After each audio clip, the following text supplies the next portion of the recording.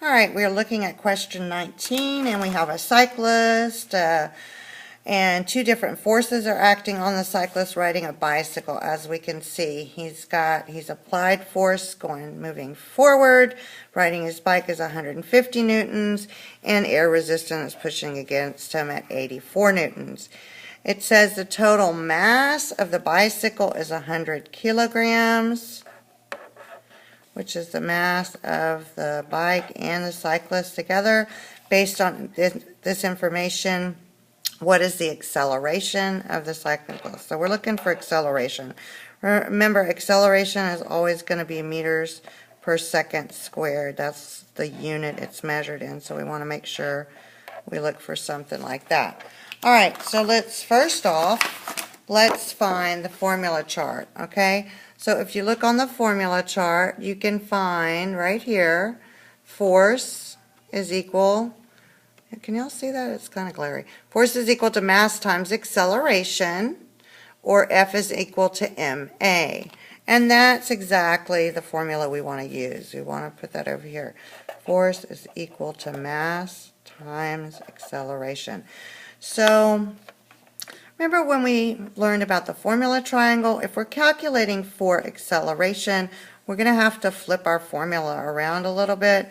So we're going to use the formula triangle. Remember that anything that goes on the bottom of the formula triangle is always multiplied in the formula. So do we have anything here being multiplied? Yes, we do. It's mass times acceleration, right? And that would leave one spot up here for force. Now between these two, between that topper part of the triangle and lower, things are divided. We're here multiplied. All right. So let's see if we can plug our numbers in to make sense and to answer this.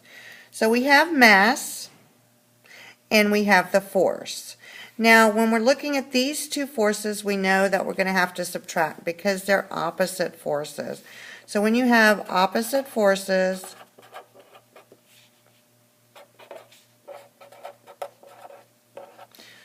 you need to subtract. So we're going to subtract the larger force from this, or the smaller force from the larger, sorry. So here we go. Let's subtract. We have 14, that's 66. So we have 66 is the force. Okay?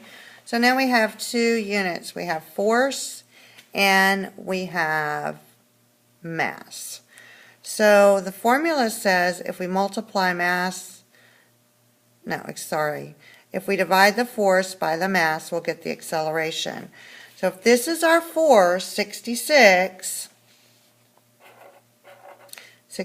newtons of force divided by, right, the mass, which is 100 kilograms, then all we're really doing is moving the decimal point from here to here to make it 0.66. Or you could do it like this. You could do 66 divided by 100. Well, that doesn't work, so we're going to have to start out with a decimal point here. And now we can add a 0 here, and that would go 66 times. All right? All right, so this is basically our answer right here. So the answer we're looking at is, well, it's not going to be 2.3 meters forward or backward. It's going to be 0.66 meters per second forward. Yes, he's going to move forward because his force is greater than the force of the air. That is correct. This is our answer. And that would be a C.